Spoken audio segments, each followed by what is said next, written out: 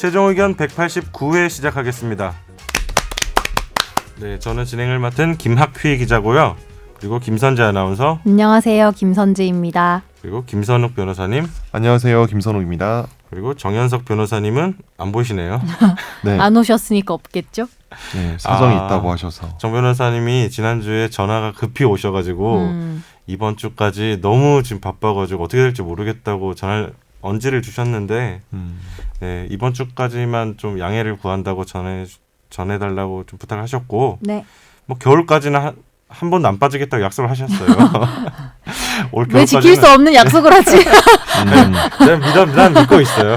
올 겨울까지는 한 번도 안 빠진다고 하셨으니까. 학휘 기자는 항상 보면 인간 애가 있는 것 같아요. 믿음을 가져야죠. 인간에 대한 믿음과 사랑이 있는 것 같아요. 아니 뭐 그걸 거짓말을 하겠습니까, 변호사님? 많이 하던데. 저도 법정에서 맨날 하는 게 거짓말. 아니 죄송합니다. 저도 거짓말 아니에요. 많이 해서. 너무 드립에 무리하지 마세요. 아니에요. 오늘 썩은 드립이 안 계셔서. 그 약간 대체 불가능한 드립인 것 같아요. 제가 한번 그 쭉 한번 들어봤거든요. 듣다가 보니까 이 드립의 타이밍이랑 그 적재적소의 그 썩은 그 어떤 썩은 정도랑 이런 것들이 그분만의 그게 있어서 굉장히 좀 대체 불가능한 보통 뭐 거구나. 재능을 네. 이야기할 때 뭐 천재형, 노력형 이야기하잖아요. 네. 정 변호사님 약간 천재형. 천재형이죠. 이거 타고 나는 거예요. 노력 안 하잖아요. 노력은 하는 것 같은데? 노력도 하더라. 노력하죠. 맨날 커뮤니티 보는 것 같아요. 아 진짜? 최근 뭐 유행어 민감하고 그런 거 보고 드립에 민감하시던데. 그래요. 근데 약간 저는 썩은 드립이 가끔 생각나도 네. 내 자신이 썩을까봐 못하겠어요. 뭔지 알죠? 나는 좀 내 자존감에 허락하지 않는 그런 드립들이 자존감까지 있는데. 가는 거예요. 좀 배우고 싶은데 네. 안 되더라고. 음. 그러면 바로 우리 순서로 가볼게요. 그러면 청취자 사연으로 가겠습니다.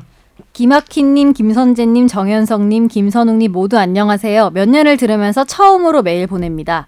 저는 다름이 아니라 성에 관련된 질문을 드립니다. 저는 류씨입니다. 버들류. 그러나 표기는 다 유로 돼 있습니다. 주민등록증, 여권, 자격증, 운전면허증 모두 다. 그리고 5살 아들과 2살 딸도 다 유로 올려놨습니다. 첫 애를 낳을 때쯤 고민하다가 아버지도 유로 돼 있고 해서 유로 바꿀까 말씀드렸더니 상관없다고 하시긴 했습니다. 그 이후에 그냥 넘기다가 급 궁금해서 질문드립니다. 바꾸게 된다면 초등학교 입학 전에 바꿔주고 싶습니다. 만약에 성을 유에서 류로 바꾸려면 어떻게 해야 하고 또 어떤 절차를 밟아야 할까요? 피식피식하면서 썩은 드립도 잘 듣고 있습니다. 네. 정 변호사님이 썩은 드립이란 표현을 좋아하실까?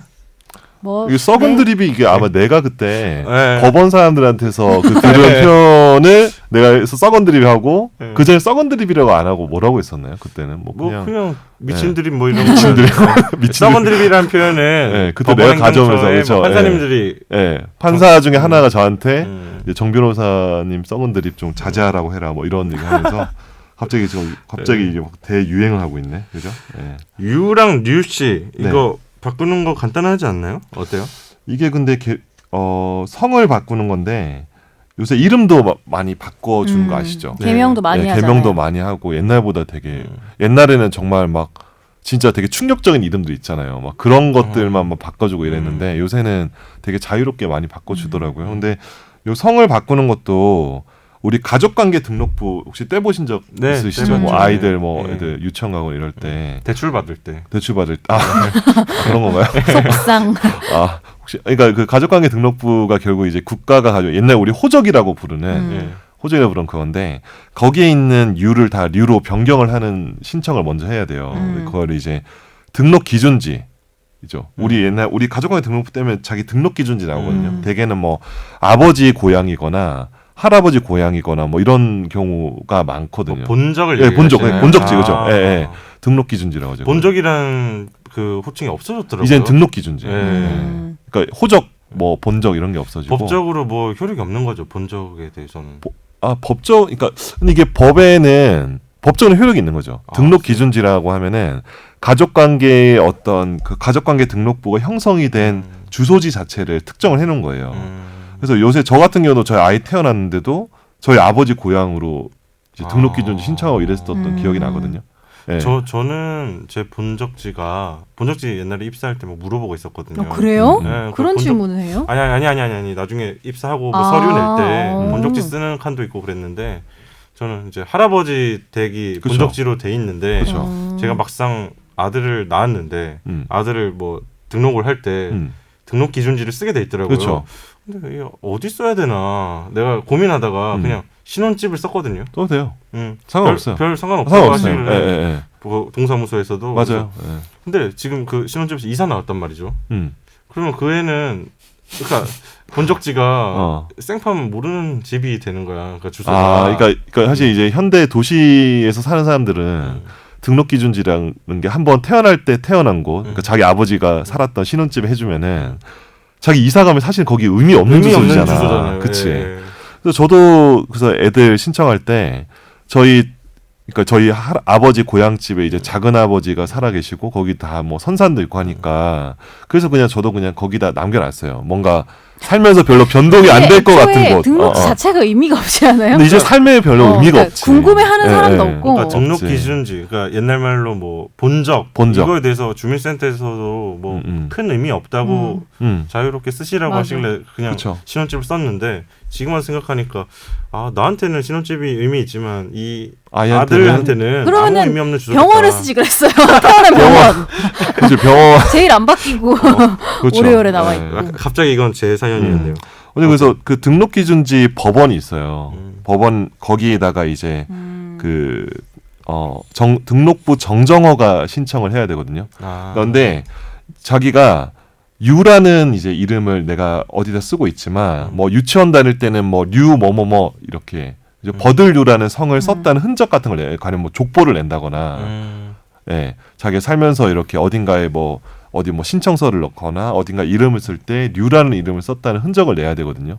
무슨 이유를 써야 되나? 이유를 써야 되는 거죠. 그러니까 그냥 바꿔준 게 아니라 그냥 성은 유보다 류가 좋아요? 이런 건 안 돼요? 그게 안 되죠. 제가 알기로. 그러니까 성을 바꾸는 거는 이름 바꾸는 거랑 좀 달라요. 예.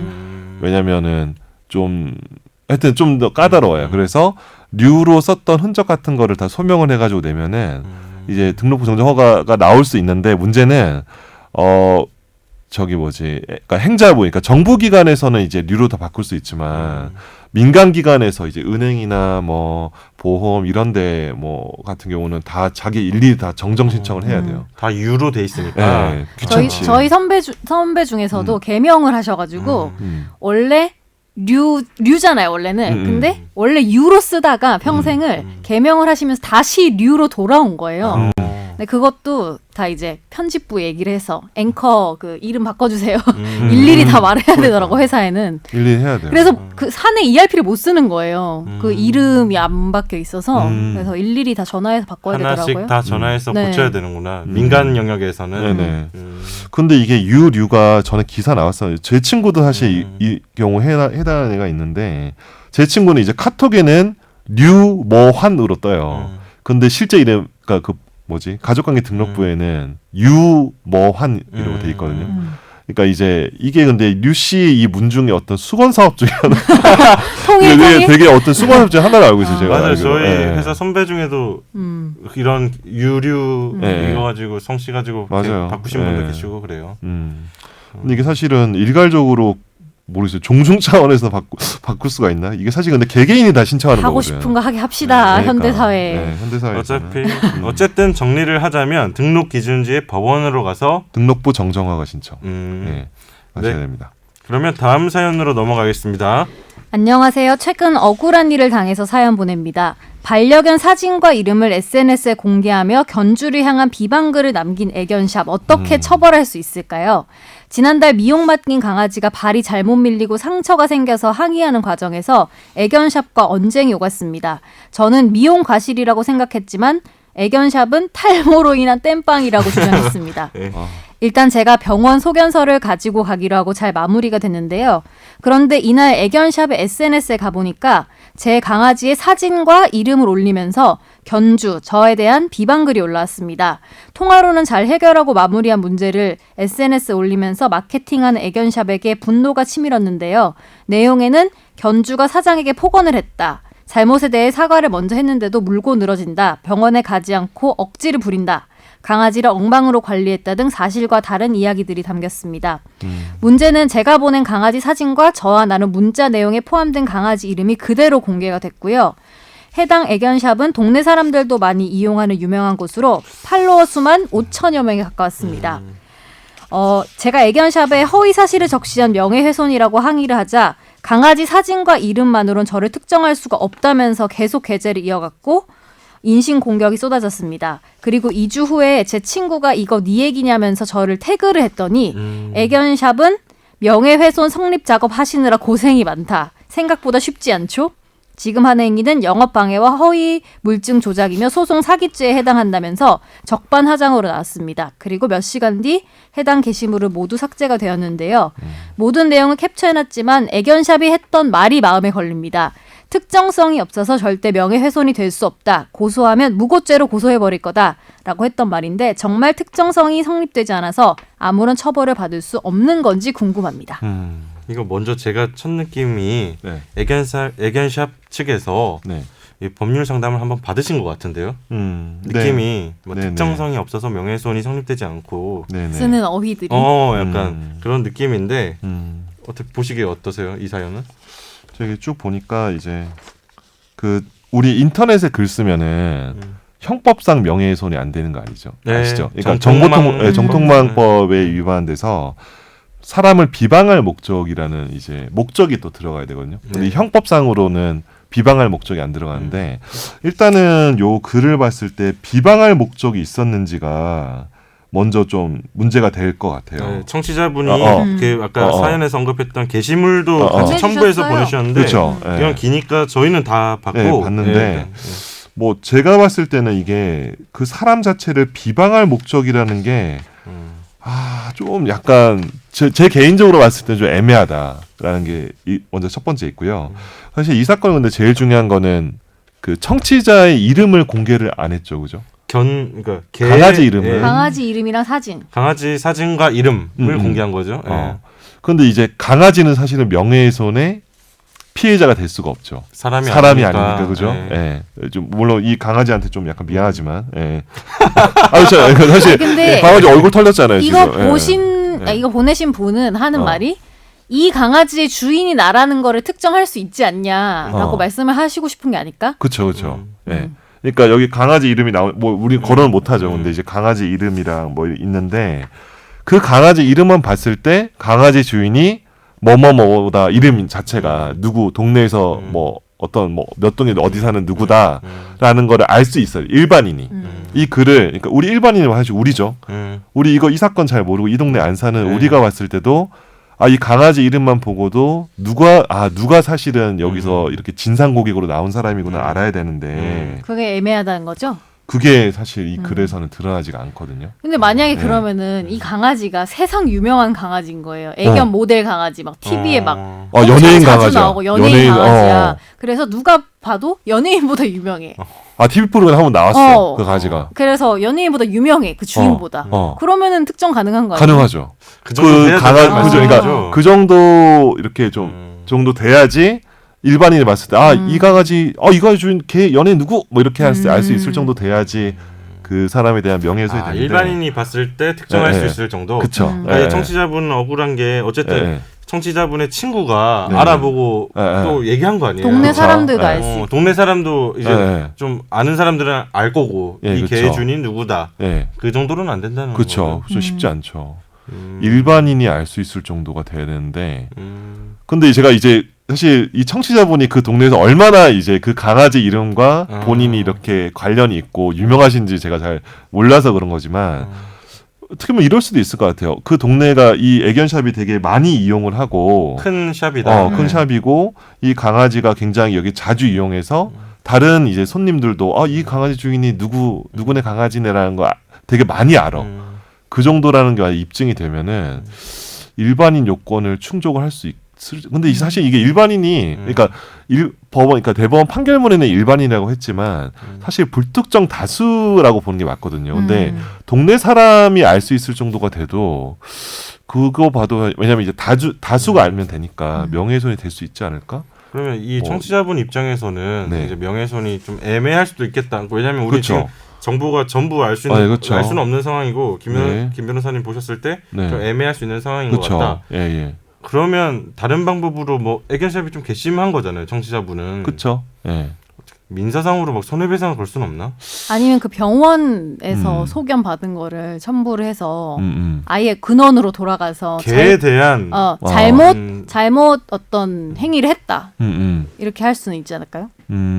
상처도 생겼다잖아요. 개한테. 상처가 생겼다고 네. 하죠. 예. 왜냐면 저희도 그런 적 있는 게 그 털을 병원에서 밀어주잖아요. 근데 밀어주는데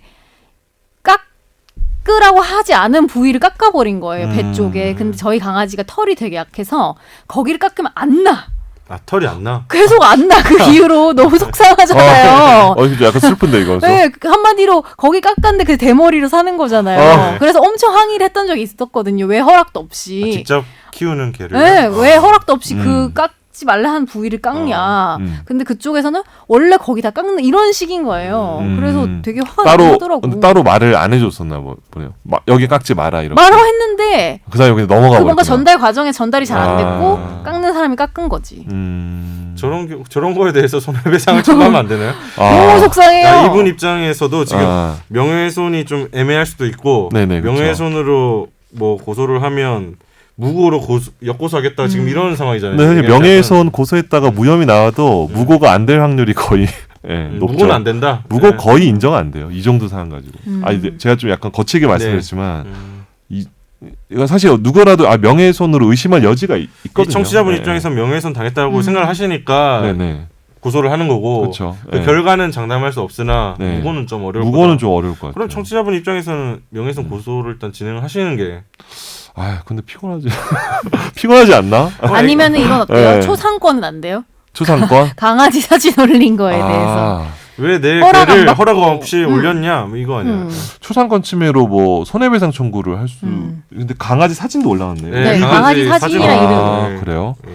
그런 부분은 위자료 한도 일단 민사 청구는 좀 사실 검토를 해볼 여지가 있는 것 같아요. 예. 근데 형사적으로는 정통망법 위반으로는 좀 쉽지 않을 것 같습니다. 네. 근데 얘기 잘 하셔가지고 조정을 하시는 게 좋을 것 같은데. 근데 좀 많이 화가 나시겠지만 이게 뭐 민사소송하고 이러면은 뭐 위자료 해도 뭐 100만 원 나오고 이러진 않을 근데 것 이게 같아요. 답답하긴 한 게 개들이 말을 못 하잖아요. 개나 애들은 그러니까. 너무 답답해요. 저 개를 또 안 키워봐서 증거를 수집하기가 쉽지 않다고요. 개가 맞아. 자기 결정권을 훼손당했는지. 네, 그거를 얘기를 해서 들어야 되는데 쉽지 않다고. 그렇죠. 그러니까 아까 김선재 아나운서 그 강아지처럼 평생 그 땜빵을 가지고 살아야 되는 그 슬픈 얼마나 속상합니까? 심정이 얼마나 되는지 알 수가 없으니까. 네, 뭐 이 정도에서 마무리를 네. 하겠습니다. 그러면 화제의 판결로 가겠습니다. 학원 강사가 학부모로부터 체벌을 허락받고 초등학생을 때리면 아동학대에 해당할까요? 나 처음에 좀 애매하다고 생각했는데. A씨는 2017년 울산 북구에 있는 한 공부방에서 초등부 강사로 일하면서 당시 8세였던 B군의 학습을 지도를 했습니다. B군이 시험을 못 쳤다는 이유로 40cm가량의 나무 막대기로 발바닥을 때리거나 손바닥으로 등을 때리는 등의 체벌을 했는데요. 또 B군이 수학 문제를 풀지 못하자 친구들이 보는 앞에서 B군의 바지를 잡아당겨 속옷이 보이게 하는 등 성적 수치심을 유발시키는 행위도 했습니다. 결국 A씨는 이 같은 사실을 알게 된 B군의 부모의 신고로 재판에 넘겨졌고 1심에서 벌금 500만 원의 선고유예를 받았지만 A씨는 B군의 어머니로부터 체벌에 관한 승낙을 받았기 때문에 위법성이 조각된다고 주장하면서 항소를 했습니다. 그리고 최근 울산지법은 이 아동복지법 위반 혐의로 기소된 A씨에게 벌금 300만 원을 선고했습니다. 항소했다가 더 세졌어요. 혹 때려다가 혹 붙였지. 안타깝네요. 이 선고유예 받았는데 그냥 말지. 왜 그랬을까? 본인 입장에서 억울할 수 있죠. 억울할 수 있지. 벌금 500만 원의 선고유예가 1심에 부모가 때리려고 했는데. 자기가 항소한 거잖아요. 네, 자기가 항소한 거죠. 그러니까 300만 원. 어휴. 근데 이거는 저도 언뜻 생각해봤을 때는 애매하다 생각했는데 한 번 더 생각해보니까 그러면은 부모가 세상 나쁜 막 부모여서 마음대로 막 죽이고 때릴 수 있게 한다고 애를 그렇게 해도 되나? 생각하면은 애는 완전 독립 개체인데 그쵸. 아동 학대 될 것 같다는 생각이 들었어요. 그렇죠. 바로 그 관점이에요. 딱 그 관점. 예. 왜냐하면 허락해줘 다 때리면 그러면은 너무 그렇죠. 너무하잖아요. 그러니까 우리 그때 뭐지? 그러니까 이게 뭐 이런 거죠. 내가 이제 뭐 우리 갑자기 타짜 생각나는데 타짜? 타짜 영화? 영화 타짜 보면은 거기 보면 이렇게 사술 쓰다가 하면은 손 잘리고? 이게 해머로 막 찍히잖아. 막 그런 거. 네. 물론 그걸 약정해서 내가 만약에 사술을 쓰다 걸리면 너가 오한마로 내 손목을 때려도 돼. 뭐 이렇게 하더라도 네. 사람의 신체나 이런 것들은 자기 자신이라도 처분할 수 있는 건 아니거든요. 음. 그러니까 법이 허용해서 그래 넌 도박에서 사술을 썼으니까 오한마로 찍으세요라고 이렇게 판결을 내릴 수가 없는 거지 판사가. 그러니까 법이 허용하지 않는 행인 거죠. 아동의 어떤 신체에 대한 뭐 폭행이나 이런 것들은 부모 혹은 아동 본인이 제가 수학 문제 못 풀면은 저 때려도 좋아요라고 해도 선생님 그럼 정당한 계약이 아닌 아구차 한 대 맞자 이렇게 할 수가 없는 거거든요. 예. 음. 그러니까 이제 그거는 이제 누군가가 처분할 수 있는 권리가 아닌 거죠. 되게 사람의 생명이나 신체 같은 거는 그걸 넘은 그렇기 거. 때문에 아동 학대의 경우는 여기서는 그 아동의 부모가 승낙을 했더라도 안 된다는 거고 그렇죠. 아동이 나 때려도 돼요 승낙을 하더라도 그것도 이건 안 마찬가지예요. 된다는 거잖아요. 이거랑 똑같은 거 어, 아니에요? 그것도 예를 들면 마찬가지죠. 내가 뭐 약속 안 지키면은 장기를 내어줄게. 이거랑 그렇죠. 거 아니에요? 장기 그런 거예요. 맞아요. 예. 사람을 때리고 뭐 이런 것들은 법에서 허용할 수 없는 거잖아요. 그러니까 아동 학대에 있어서는 승낙 행위 자체가 존재할 수 없다. 그렇죠. 그리고 보니까 신고한 것도 결국 부모잖아요. 그러니까 부모가 부모가 신고했죠. 허락한 수준을 또 넘은 것 같은데 보니까 그냥 맞아요. 그러니까. 응. 근데 허락하더라도 허락이 중요한 건 아니고 일단 기본적으로 네. 그러니까 허락하더라도- 내가 허락하더라도 안 된다는 예, 거죠. 내 그렇죠. 자신. 아동이 스스로 본인이. 허락하더라도 그렇죠. 근데 이거 좀 보니까 40cm 가량의 나무 막대기로 발바닥을 수차례 때리거나 손바닥으로 등을 때리고 예. 이런 것들 보면은 참 저희 어렸을 때는 참 많이 진짜 많이 거죠. 맞았는데. 네, 많이 나는 맞았는데. 옛날에 학교 다닐 때 이 큰 자 있잖아요. 네. 자로 막 손등 때리고 그랬는데 그거 세워서. 말고 네. 나는 출석부 있잖아요. 그걸로 머리 때리는 선생님들 있잖아요. 모서리로? 어? 김선재 아나운서 어렸을 때도 그렇게 때린 사람이 엄청 있었어요? 많이 맞았어요. 저 밀대로 막 뭐지? 체육 선생님이 밀대로 때리고 막. 뭐지? 응. 여기 사이가 좀 많이 나는 걸로 아는데 어떻게 그렇게 아니, 많이 근데- 나지 않나 봐. 그 뭐지? 이게 학대라는 개념으로 받아들여진 게 진짜 얼마 안 됐어요. 훈육이라고 어. 생각했지. 훈육이지. 그때는 진짜 살아내매. 예.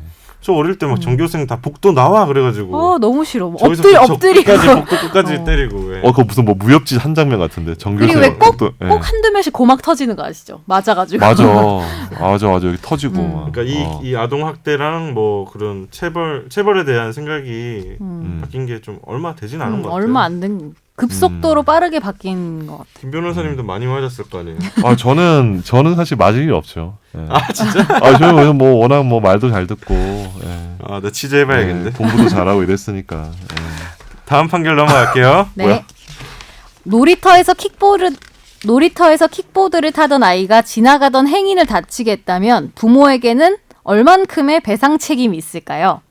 2017년 4월 오후 서울 서초구 양재 시민의 숲에 있는 놀이터에서 아이를 안고 걸어가던 A씨는 분수대 근처에서 넘어져서 폐쇄성 경비골 골절 등 전치 10주의 상해를 입고 수술을 받았습니다.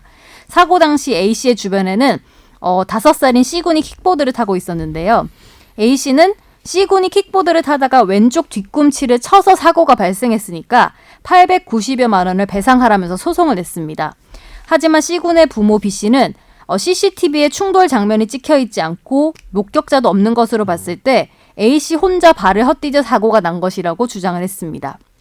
그리고 최근 서울중앙지법은 이 손해배상 청구 소송에서 부모 B씨의 책임은 85%, 450여만 원을 지급하라면서 원고 일부 승소로 판결했습니다. 이 판결 보고 네. 주의해야겠다 생각이 크게 들었는데 조심시켜야 돼. 요새 제 아들이 4살인데 킥보드를 미친 듯이 타요. 주말에 어제도 미쳤나요? 타고 혹시? 왔는데 아니요. 죄송합니다. 예. 스피드 이런 말 하면 바로 썩은 네, 썩은 드립인데 예. 공원 같은 데 맨날 가자 해서 킥보드를 한 3시간씩 타거든요. 이거 미친 것 같은데.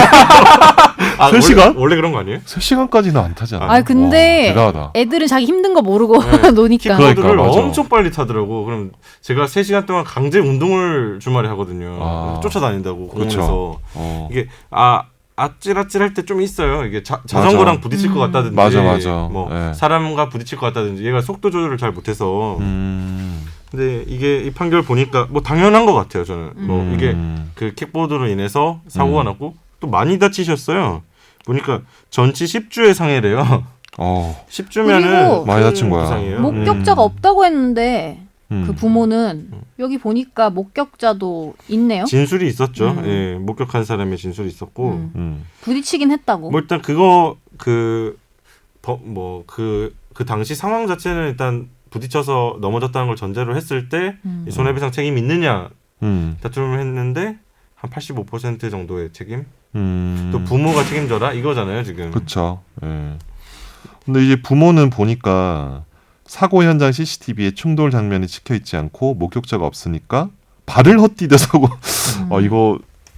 이건 좀 아닌 것 같은데. 그러니까. 발을 헛디뎌가지고 약간 아마 다툼이 좀 많았나 봐요. 소송하기 전에. 게다가 이게 왜 애를 안고 가다가 넘어졌으니까 뭔가 애가 있으니까 더 크게 다친 것 같아요. 그러니까. 안고 있다 혼자가 아니고. 맞아. 넘어져서 다치신 분이 킥보드를 타던 아이의 부모님께 민사소송을 걸었고 그렇죠. 인정이 된 건데 입증 책임은 누구한테 있나요 이거? 입증 책임은 이제 그러니까 불법행위, 그러니까 사람을 길 가다가 뭐 친 거잖아요. 결국은 불법행위 손해배상 책임은 피해자한테 있죠. 가해자가 나를 쳤다라는 거에 대한 책임이 있는데 판사는 이거 보면은 기본적으로 C군이 킥보드를 타면서 A를 친 게 맞는 것 같다라고 판단한 거죠. 증거로 봤을 때. 그럼 나머지 15%는 그냥 자기도 조심을 해야 됐기 때문인가요? 그렇죠.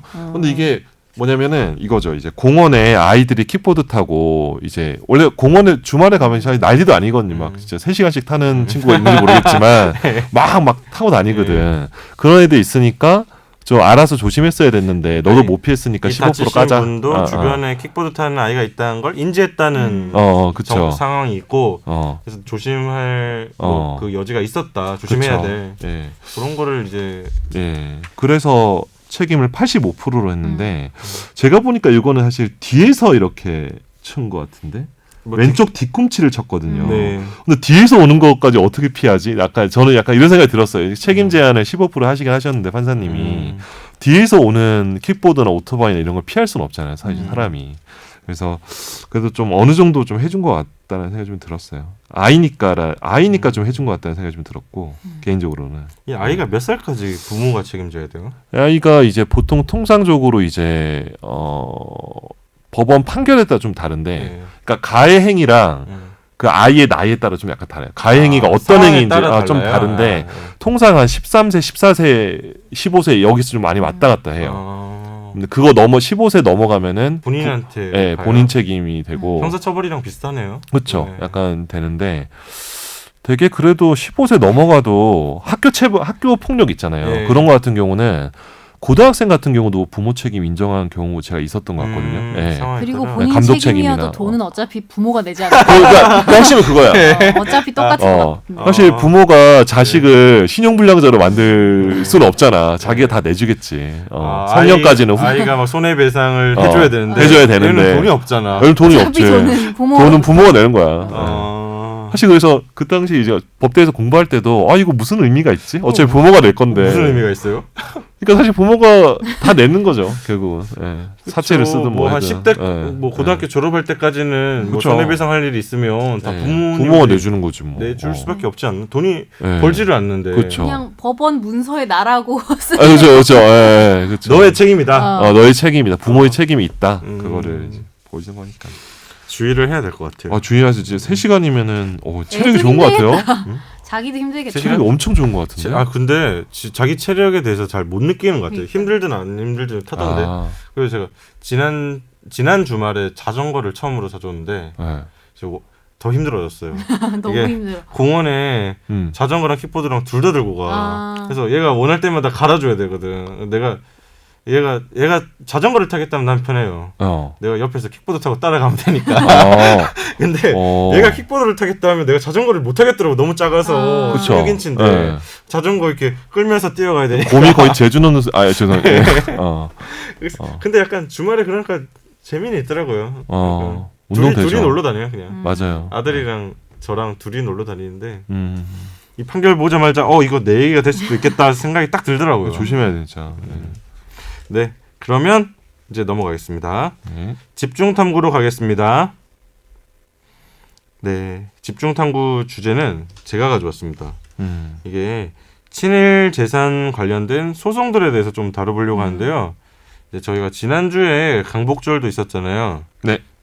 제가 몸담고 있는 그 마부작침 팀에서 친일재산에 대해서 취재를 하고 뭐 뉴스를 보도하기도 했는데요. 이거를 제가 뭐 취재 과정에서 판결문도 엄청 많이 보게 되고 이 과정을 다시 한번 복귀하게 됐는데 이게 친일재산 청산이 아직도 진행 중이구나. 약간 난 다 끝난 일이라고 막연하게 생각하고 있었는데 실제로 소송이 아직 그렇죠. 마지막 한 사건의 소송이 진행 중이거든요. 네.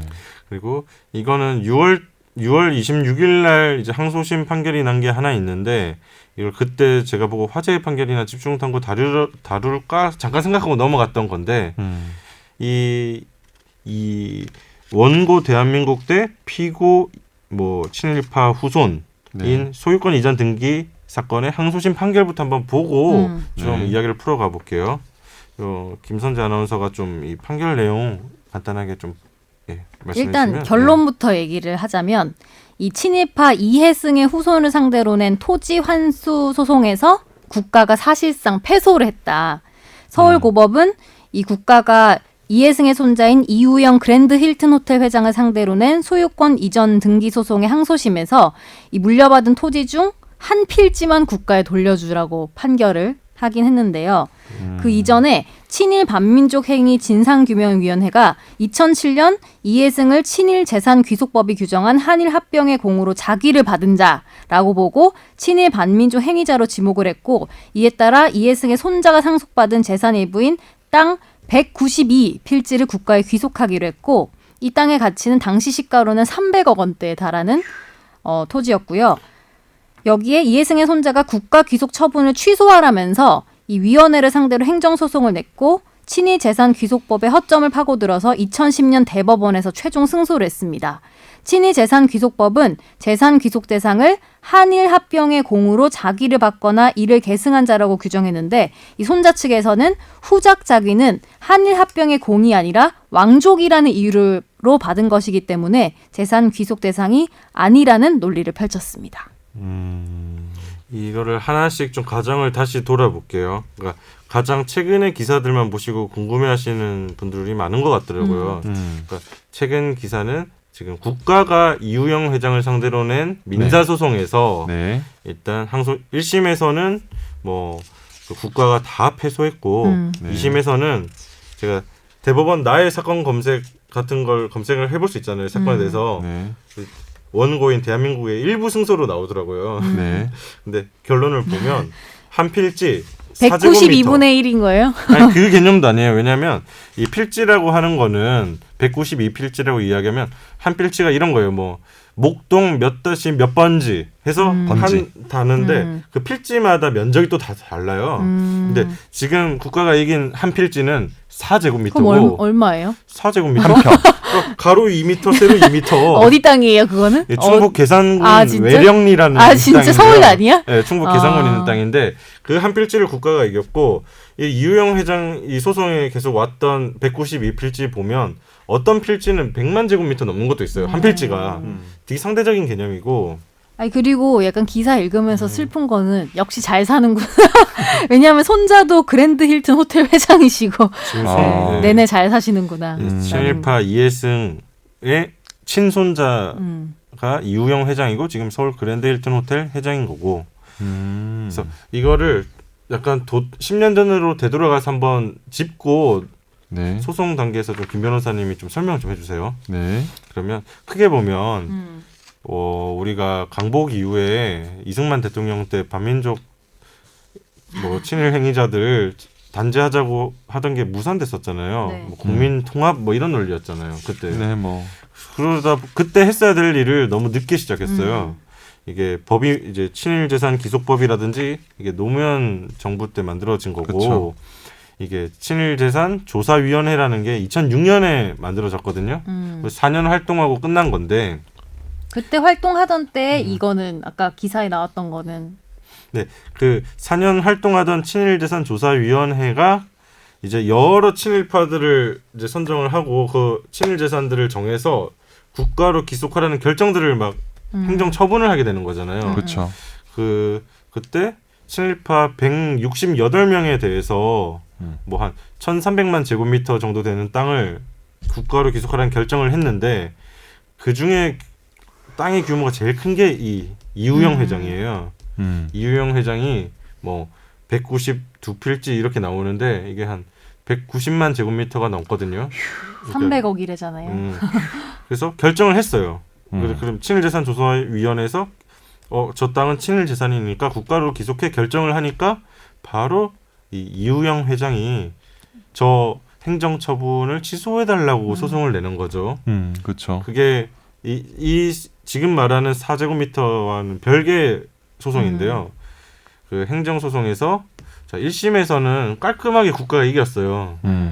이거 뭐 친일재산 맞다. 기속하는 게 기속 결정한 게 맞다. 네. 근데 이 지금까지 11년 넘게 소송이 오게 된 이제 근원은 그 행정소송의 2심 판결인데 재판부. 네. 2심 재판부에서 어떻게 판단을 했냐면요.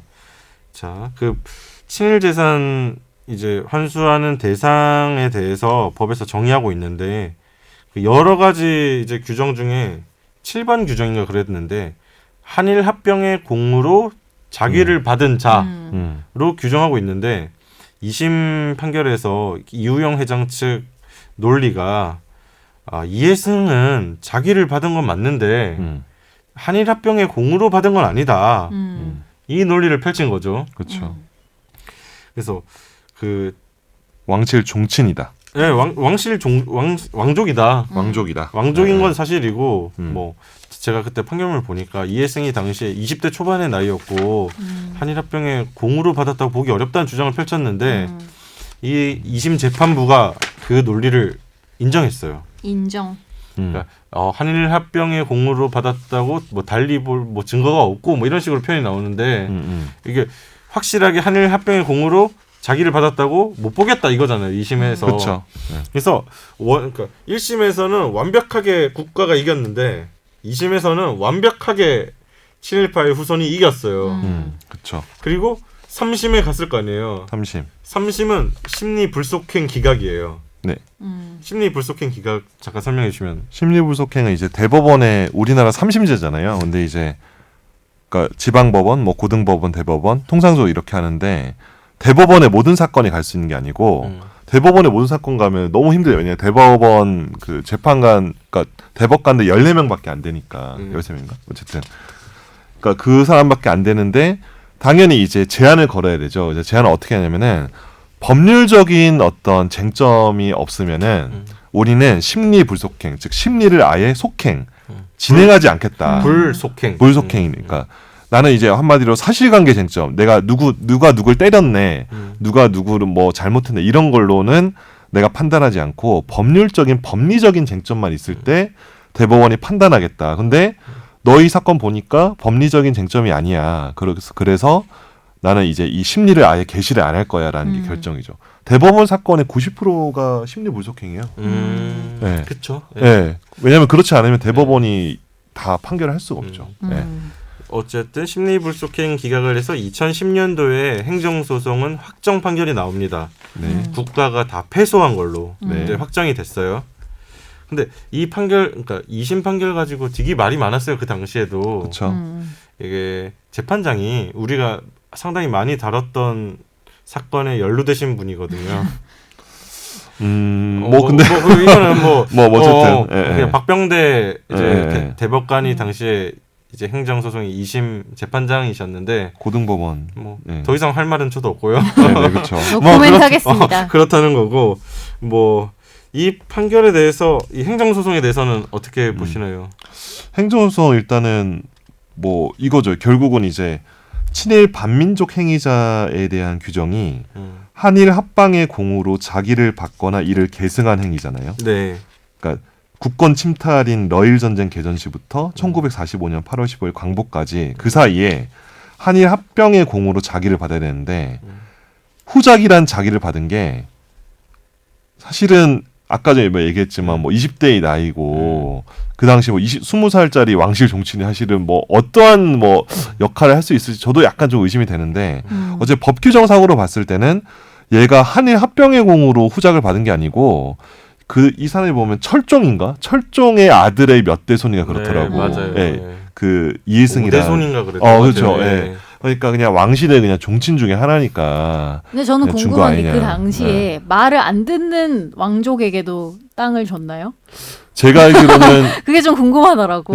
여기선 자기. 그것만 자기를 보는 거예요. 어. 딱 자기만 보는 거예요. 예를 들면은 그렇죠. 내가 막 일제에 반발한 어. 왕족이 있는지는 모르겠지만 어. 있다면 어땠을까 그냥 그런 생각을 해봤거든요. 근데 판결문을 보면 이 이해승의 친일 행위는 그 이후에 상당히 많이 드러나요. 그렇죠. 그러니까 뭐 일본에 가서 무슨 선언을 한다거나 그러니까. 그런 건 있지. 여기 국내에서도 뭔가 한다거나 이런 친행위는 있는데 이제 1910년 그 가을쯤에 한일합병. 자기를 받는데 한일합병 이후에 자기를 받았는데 그러니까 후자기라는 이 지위는 조선 기종령에 따른 건데 제일 높은 단계 후자기 높죠. 말을 잘 들어 받을 수 있는 거군요. 그러니까 추정컨 내가 1910년 안 살아서 모르겠는데 어쨌든 이 한일합병의 공으로 받았다고 이제 국가 그 친일재산조사위원회는 보고 네. 이 친일파고 그렇죠. 이 친일 행위를 통해서 얻은 친일 재산이고 네, 그렇죠. 기속하라 이 결정을 한 그쵸. 건데 이게 친일 재산인지 따지기 전에 한일합병의 공으로 자기를 받은 이해승이 친일파인지 여기서 걸린 거잖아요. 그쵸, 이 여기서 걸린 판결은. 그래서 나중에 이걸 없앤 거예요? 한일 합병의 규정을 공을 없앤 거죠. 이후에 돌아갈 건데 네. 행정소송에 그렇게 저는 행정소송에 불만을 가지고 있거든요. 사실 한일 합병의 공으로 자기를 받은 자는 그걸 말장난처럼 한일 합병의 공으로 받은 건지 안 받은 건지 그게 아니라 큰 의미에서 그때 자기 받았으면 난 다 한일 합병의 공으로 받았다고 봐야 되지 않느냐는 입장이고 근데 그거를 엄격하게 거기서 걸릴지는 그렇다고 해서 그 사람이 못하고. 뭐 이쪽 저쪽도 아니고 그냥 무의 상태로 있었던 것도 아니고 적극적으로 어떤 행위를 했는데 그래서 결국 이제 한일합병의 공으로라는 부분을 사실 행정청이 이제 법 규정이 그렇게 돼 있으니까 네. 친일 그 진상규명법 거기에 이제 법 규정이 그렇게 돼 있으니까 한일합병의 공으로 자기를 받았다는 걸 행정청이 입증을 해야 돼요. 증명을 프로브를 해야 되는데 사실은 쉽지가 않죠. 뭐 자료나 이런 거 봤을 때 얘가 막 이완용이랑 그 을사오적 뭐 이런 애들처럼 막 그 당시에 막 한일합병 때도 열심히 막 활동을 해가지고 막 왕을 갈구고 막 이런 식으로 뭐 했는지 안 했는지 그것도 왕실 종친이니까 그러니까 그런 거 했는지를 사실은 행정청이 입증하기 힘들죠. 왜냐면 100년 전 일인데 그래서 사실은 패소를 한 거죠. 그러니까 어떻게 보면 행정소송의 기본 원칙이 행정청이 자기가 내린 결정이 적법하다는 결정을 입증을 해야 되거든요. 근데 여기서 판사라고 봤을 때는 이렇게 낸 자료가 봤을 때는 야 그냥 뭐 한일합병 공으로 자기를 받았다는 걸 충분히 내가 설득이 안 된 것 같아. 그러니까 이거는 아닌데라고 판결한 거죠. 이제 네. 정부가 입증을 못한 것 같아. 입증을 못한 뭐 것 이런 같죠. 네. 자, 이제 2010년에 이 행정소송 확정 판결이 났죠. 김선재 아나운서가 이야기한 것처럼 이제 국회에서 막 엄청 공분이 생겨서 난리 났죠. 네. 그 이 법을 개정하게 이릅니다. 그래서 법이 어떻게 바뀌냐면 이 한일 합병의 공으로 8글자를 아예 삭제해버려요. 그러니까 예, 한일 합병의 공으로라는 표현을 빼버리고 그냥 자기를 받은 자로 바꿨어요. 그러니까 친일 재산 기속법이 개정안이 이제 통과가 됐고 네. 2015년에 이번엔 반대로 이제 법무부가 정부를 대표해서 이유영 회장한테 민사 소송을 걸어요. 땅 싸움을 하는 거죠. 친일 재산. 그래서 그게 지금 최근에 나온 항소심 결과고 4제곱미터요? 네, 4제곱미터는 국가가 건 소송인데요. 이 소송을 다시 한번 볼게요. 그러면 법무부가 이제 2015년에 법이 바뀌었고 네. 이제 법적인 논리를 다시 생성을 해서 이용 회장을 상대로 소송을 걸어요. 그렇죠. 근데 왜 안 됐지? 그러니까 그거를 지금부터 볼 건데 어려워. 이게 그때 행정소송 됐던 땅들이 다 기원은 그 친일재산조사위원회 2006년부터 2010년부터 활동했던 거기서 조사위원회에서 기소 결정했던 그 땅들을 놓고 지금 계속 싸우고 있는 건데 그렇죠. 자 법무부가 민사소송을 걸었어요. 1심에서는 원고의 청구를 모두 기각한다고 나왔어요. 국가가 원사이드하게 졌어요. 이때 논리가 뭐냐면 그렇죠. 그 개정안 국회에서 열받아서 바꿨던 개정안에 한일합병의 공로를 삭제했는데 그 부칙 조항에 이런 게 있어요. 그 맨 끝에 부칙 조항에 어떻게 써놨냐면 위원회가 종전에 뭐 제2조 제1호에 따라 친일 반민족 행위자로 결정한 경우에는 제2조 제1호의 개정 규정에 따라 결정한 것으로 본다. 여기서부터가 중요한데요. 다만 확정 판결에 따라 이 법의 적용 대상이 아닌 것으로 확정된 경우에는 그러하지 아니하다. 확정 판결에 난 거에 대해서는 그러하지 아니하다. 이렇게 부칙 조항을 소급하지 않는다고 붙여버렸구나. 준 거잖아요. 그래서 그러니까 여기 우리 전에 요 법률이 개정되기 전에 2012년에 개정되기 전에 행정소송 했잖아요. 네. 행정소송에서 국가가 졌죠. 국가 왜 졌죠? 이해승이 친일 반민족 행위자가 아닌 걸로 한일합병의 공으로 자기를 받지 않은 걸로 결정이 난 확정 판결이 있는 거죠. 네. 그런데 이 확정 판결이 나고 나서 이제 법을 바꿨지만 법에 있는 부칙 즉 부록에 확정 판결에 따라 이 법 즉 친일재산 기속법의 적용 대상이 아닌 것으로 확정된 경우 왜냐하면 근데 행정소송 판결 대법원 판결까지 났잖아요. 확정됐잖아요. 확정됐죠. 네. 그러니까 이 사람은 이해승 씨 어쨌든 친일파 이해승. 친일파 이해승은 친일 반민족 행위자가 아닌 거죠. 판결을 받아버렸으니까 판결로. 이 친일 재산을 놓고 싸움에서는 아닌데 이 별개의 또 소송이 있거든요. 네네. 친일파 결정에 대해서 또 행정소송을 이 후손들이 냈는데 거기서는 또 이해승이 친일파라고 확정 판결이 났어요. 아 친일파 확정 났어요? 그러니까 친일파라고 확정 났는데 여기서 말하는 거는 친일재산 기속법상에 적용 대상이 아니라고 확정한 거예요. 오케이. 친일재산 기속법에. 오케이. 친일파는 맞는데 친일파는 대한 맞는데 결정에 대해서는 국가가 이겼는데 친일 재산을 놓고 싸울 때는 이게 친일 재산의 적용 대상이 되는 그 한일병의 공으로 그게 아니라고 확정이 난 거죠. 좀 화가 나는 거 애초에 친일파의 재산을 환수하는 것 자체가 엄청난 과거를 사실은 소급해서 하는 거 아니에요? 네, 근데 그쵸. 이렇게 빡빡하게 해놓으면은 뭐 할 수 있는 게 있나? 뭐 여기 법률가도 계시지만 법률가 입장에서는 법적 안정성, 소급에 대해서 되게 민감하지 않나요? 민감하죠. 예. 이게 뭐 정치가라든지 사회운동가라든지 랑 좀 감성이 다른 것 같아요. 소급에 대해서 이번에 취재하면서 느꼈는데 뭐 강복회라든지 뭐 이런 이 시민단체랑 이 괴리가 상당하더라고요. 법률가들과 언뜻 들었을 때 왜 그렇게 해야 돼? 나도 처음엔 그랬는데 여기서는 뭐 그 법적 안정성의 가치 거기에 대해서 상당히 민감하시던데. 그리고 이런 조항이 없는 그쵸. 것도 아니고 여튼 본인들이 만든 조항이니까 뭐 친일파가 만든 조항은 아니니까. 뭐 입법 미비라고 표현하시는 분들도 계시고 어쨌든 지금 말했던 그 부칙 조항 때문에 그렇죠. 이 국가가 이유영 회장을 상대로 걸었던 민사 소송에서는 네. 졌어요. 졌죠. 완전 원사이드하게 졌어요. 네네. 그러고 2심 판결이 이제 6월 26일 날 나온 건데 4제곱미터만 돌려줘라. 뭐 나무라도 심어야 되나 거기? 한 그루라도. 4제곱미터가 어떻게 되는 건지 제가 판결을 쭉 보다가 보니까 애당초 이 애당초에 재산조사위원회에서 환수 결정했던 토지에서 빠져있던 땅이더라고요. 새로운 그러니까. 땅이구나. 뭐 새로 찾아든 것 같아요. 법무부에서 이제 빠진 것까지 싹쓸이 다시 한번 정비하고 소송을 냈을 거니까 10년 전에 친일재산조사위원회에서 기속 결정을 하지 않았던 땅에 대해서만 이제 돌려줘라고 판결이 났고 또 하나 더 있죠, 사실은 또.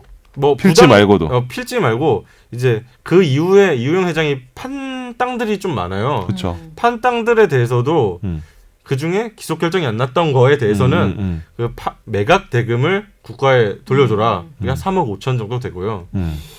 그래서 그러니까 소유하고 있는 땅만 봤을 때는 딱 한 필지를 국가가 뺏어온 거예요.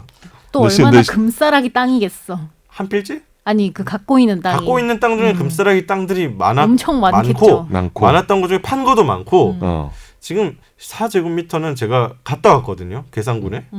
계산군 4제곱미터인데 뭐가 있나요? 탁자만 하지 않아요? 우리 지금 앉아있는 탁자보다 좀 큰 거 같은데? 이거보다 작을 것. 아니, 이거보다 크죠? 땅이 삼각형이었어. 이등변 삼각형인데. 이등변삼각형이야? 그리고 네모도 아니에요? 토지대장을 떼보면 그거예요. 그러니까 아직도 기억한다. 그러니까 충북 괴산군 외령리 384-5번지 번지는 정하지 않고 뭐 다시 5번지인데 이게 국어라고 나오더라고요. 국어. 뭐예요? 국어가 뭘까요? 나 처음에 국어가 뭔지 국어 몰랐어. 뭘까? 국어. 그게 뭐야? 국어 우리 그 논에 보면은 논과 논 사이에 이게 또랑같이 지나가는 거 있죠. 물 지나가는데. 그런 것처럼 이게 조그만 하천 같은 걸 국어라고. 물 지나가는 수로 그죠? 같은 걸 국어라고. 땅도 아니네. 아니, 물이 지나가? 그 국어로 돼 있는데 실제로는 찾아보니까 또랑 옆에 붙은 그냥 땅이야. 이등변삼각형 땅이더라고요. 이게 영혼의 도랑변에 땅이구나. 있는 땅도 국어로 다 포함하거든요. 이 지목을 보면. 그래서 제가 가서 보니까 동네 주민들한테 막 물어봤죠. 저 땅 뭐 아냐고 혹시 이력을 모르지. 아무도 모르고 그 주민들 입장에선 그거야. 그냥 저거는 아무 쓸모없는 땅인데. 왜 있지? 그러니까 뭐 버린 땅 느낌이 들더라고요. 1도 관심 없지 뭐. 그렇게 어쨌든 지금까지 설명드린 것처럼 4제곱미터 환수 결정이 났고 이거는 쌍방이 지금 상고를 했습니다. 이제 대법원에서 판단이 날 텐데 아마 그 여기 이우영 씨 쪽에서 상고를 한 거는 여기 보면 이제 자기가 처분한 부동산 매각 대금 3억 5천만 원을 국가에 환수하라고 했거든요. 네. 근데 그거에 대해서 이제 불만 아마 4제곱미터짜리에 대해서 불만 가지신 것 같진 않고 제가 보니까 예. 3억 5천만 원 내가 왜 주냐 이런 것 같은데. 예. 그리고 뭐 법무부 입장에서는 전부 다에 대해서 지금 뭐 상고를 했을 거고 대법원이 이제 상고심 결과를 뭐 빠른 심리불속행 기각을 할 거면 뭐 올해 안에 나올 거고 네. 뭐 어쨌든 뭐 대법원 나오면 이 친일 재산을 둘러싸고 진행됐던 소송들은 마무리됩니다. 왜냐하면 이 지금 설명드린 이우영 회장 소송이 지금 마지막 소송이에요. 이때까지 있었던 친일 재산 소송 중에 마지막이구나. 네 마지막 진행 중인 소송이고 그래서 제가 이때까지 친일 재산 소송이 어떻게 됐는지를 좀 봤거든요. 네. 아까 설명드렸던 친일재산조사위원회가 168명에 대해서 환수 결정을 내렸는데 60명이 넘는 사람이 줄 소송을 제기했어요. 그러니까 이제 그 소송 건수로 따지면 124건이었고요. 헌법소원이랑 행정소송이랑 민사소송 다 합쳐서 이 중에 대부분 정부가 이겼는데 지금 이우영 회장이 설명드린 거 포함해서 한 9건에서 졌더라고요. 뭐 일부 지거나 다 지거나. 그래서 그 조사위원회가 처음에 환수 결정한 땅이 한 1,300만 제곱미터인데 다시 소송 통해 가지고 200만 제곱미터 정도는 다시 친일파 후손 쪽으로 넘어갔어요. 16%. 네, 16%가 넘어갔고. 근데 이게 문제가 뭐냐면 친일재산조사위원회가 처음에 설명드렸듯이 광복 60년 지나서 시작된 거잖아요. 네. 그래서 그 당시 조사위원회에서 활동하셨던 분들도 여쭤보니까 친일재산 전체 규모 확인이 사실상 불가능하다고 하더라고요. 뭐 중간에 사고 시점에. 팔기도 했었을 거고. 계속 매각이 됐을 거고 뭐 그런 말 하시대요. 그러니까 이완용이 제일 유명한 친일파잖아요. 이완용의 별명이 뭔지 아세요? 뭔가요? 혹시 모르세요? 그 1930년대 40년대 신문에도 헤드라인으로 뽑았다고 하더라고요. 이완용은 현금왕. 현금을 좋아하는 사람이. 현금왕이었대요. 그러니까 무슨 말이냐면 친일파 활동을 하면서 받은 친일 재산을 받자마자 계속 팔았대요. 그러니까 재테크를 뭐 그때 이 조사위원회 이준식 상임위원이라고 활동하신 지금 현재 독립기념관장님이 계신데 설명하시게 민영휘는 뭐 땅 부자고 이완용은 현금왕이라는 그 당시 신문 기사 제목도 있었다고 하더라고요. 그래서 이완용처럼 뭐 이렇게 땅을 바로 팔고 받으면 팔고 이거는 사실상 추정이 거의 불가능하다고 하더라고요. 60년이 지난 시점에서. 그게 일제가 1920년 뭐 10몇 년 이때 토지 사정을 했거든요. 그러니까 토지 조사를 다 해가지고 전국에 이제 땅 다 농지지. 농지랑 임야를 조사해서 그 당시 이제 뭐 그 당시 실제로 뭐 이게 소유주들을 확정을 했는데 아마 제가 봤을 때는 토지조사부에 이완용 이름이 없을 거야. 왜냐면 지금 받자마자 다 팔았다고 했잖아요.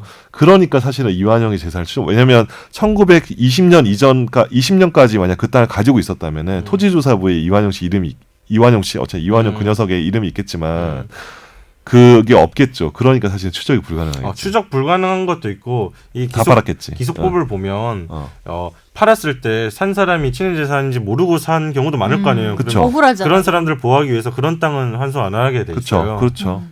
애초에 뭐 해방 이후에 바로 했으면 다 몰수 처분을 하든지 그냥 다 뺏었으면 문제 없는데 60년 동안 계속 사고 팔고 땅이 계속 이전이 되는데 맞아요. 지금 시점에서 그거를 뺏었을 경우에는 뭐 선량하게 산 그쵸. 국민도 있을 수 그리고 있는 막 거잖아요. 매각 대금으로 했다고 해도 약간 물가나 이런 걸 고려했을 때 뭐 그렇게 큰 돈은 아닐 것 같다는 생각도 드는데. 뭐 추적 과정에서 보니까 이완용의 후손, 뭐 증손자분이 지금 살아계신 것 같은데 다 캐나다로 이제 다 그래요. 떠나셨... 한국에 살기 힘들죠. 90년대 다 80년대 90년대 다 처분하고 떠나셨고 남은 땅들이 일부 있긴 하더라고요. 현재까지. 그래요? 이완용 증손자 명의로 토지 대장을 떼보면 뭐 명의가 남아 있어요. 주소지는 캐나다로 적혀 있고. 그러니까 좀 이게 늘 얘기 나오는데 여기 보면은 뭐 광복회 뭐 회장님 뭐 이런 분들이 발언하시잖아요. 네. 결국은 이제 너무 뒤늦게 이거 사실 친일재산 이거 같은 경우도 요거 횟수가 보면 2006년에 시작했잖아요. 네, 조사위원회가. 그렇죠. 근데 이제 노무현 정부 출범이 2003년이죠. 그렇죠. 그렇죠. 네, 2003년, 그때, 2008년. 네. 그렇죠. 근데 결국은 이 법이 통과되기까지도 엄청난 진통이 있었다는 걸 보여주는 거죠. 이제 대개는 이런 법 같은 거는 가장 정권 힘이 셀 때 초반에 이렇게 입안을 해가지고 위원회 만드는데 이게 얼마나 많은 반발이 있었겠어요. 그러니까 요새 뭐 토착외구 발언까지 내가 좀 하면 좀 그런데 예.